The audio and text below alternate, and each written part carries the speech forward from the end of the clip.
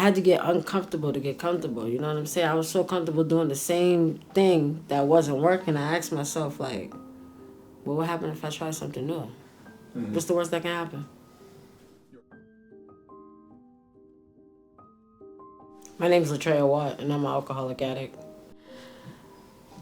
And when I got up here, I was in the 3rd grade. My mom was battling addiction at that time. She was in active addiction. That really didn't play a part on anything that had to do with me. I still went to school. I progressed. I was on the middle school basketball team. I went to high school. I played for the high school basketball team. But I also felt that something was missing. I felt like, I felt alone. I felt, lost and just unloved. So in high school, I kind of stopped playing basketball and I kind of gravitated to the streets where I felt more love from other people. First, the drinking was just, here and there fun, and then it progressed and got real serious. Not only that, I also started sniffing cocaine, so then I became undependable, unreliable, and I lost my job. When I lost my job, I fell into a little bit of depression because that's all I knew for the last 5 years. So my drinking actually progressed and got worse. I found myself blacking out. I found myself arrested all the time and in and out of jail. Every single time I went to jail, I would get out. I'd tell them that I'd, do urines. I'd take breathalyzer tests. I'd get out of jail. And I'd run back right to where I knew best, Dudley Station on Mass Ave. And I would just drink and get high all over again. I kind of sat with myself and started thinking, like, maybe all these times I went to jail, I wasn't being punished. Maybe God was just rescuing me. In jail, I used to go to this relapse prevention class.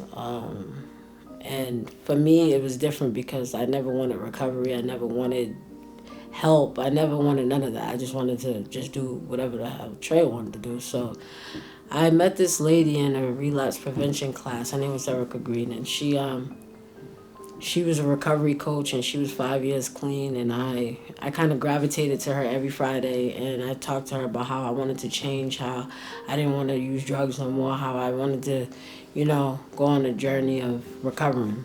So she told me when I went to court in June, when I was getting out, that she'd be there and she'd help me get clean. So when I went to court, June 27th, she was there. I got out. I told her, she said, "You still want recovery?" I told her yes.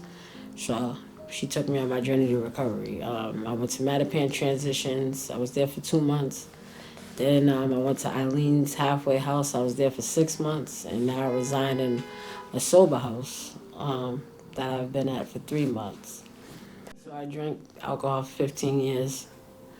And I did cocaine probably for like 3 years, and then I smoked crack for 4 years. And now I'm clean 11 months. It'll be 11 months on the 20th. I'm not a slave to the alcohol and the drugs anymore.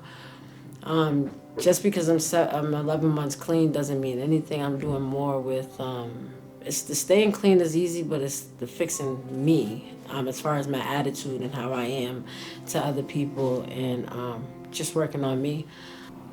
I was stubborn. I didn't want the help. It was always offered, but I guess I wasn't ready.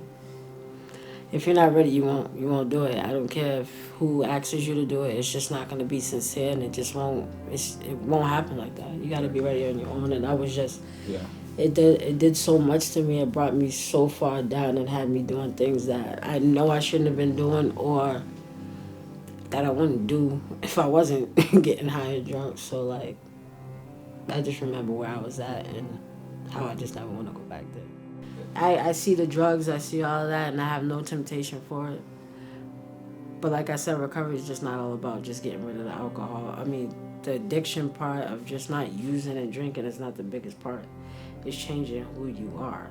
You know what I'm saying? Because as long as I continue to still be the same stubborn, ignorant, selfish, that could just lead me back to where I was at. The drugs and alcohol is really not my biggest issue right now. I'm just trying to work on me and just being a better person to anyone, everyone. You know what I'm saying? So I found myself shopping with ATR in the halfway house at the Marshalls I used to steal at. I used to go there. I used to rob them blind. So I felt very uncomfortable going in there. Now that I'm sober, I'm doing the right thing, because obviously they see me. They're going to think, look at this person who used to come in here and steal all the time. Well, I see the manager, and I pull the manager to the side, and I actually apologized to her. I told her that I was sorry for coming in there and running amok up in her store. Sorry for coming in, just being disrespectful and taking her belongings, and that, at that time I was sick and I was going through a lot of stuff and I was battling addiction. But no, I'm no longer doing that. I'm actually in recovery and I'm trying to be a better person. I said sorry to her, and I feel like I seen a spark in her eye like that I didn't expect. But she was very, very, very happy with me. She asked me to do a survey. She was like, well, now that, can you go online and do a survey? But it just felt good. It was crazy, but it just felt good being able to apologize, you know what I'm saying, for all the craziness I did, and I still owe a lot more amends, but we'll get there. Right. We'll get there. Yeah. Yeah.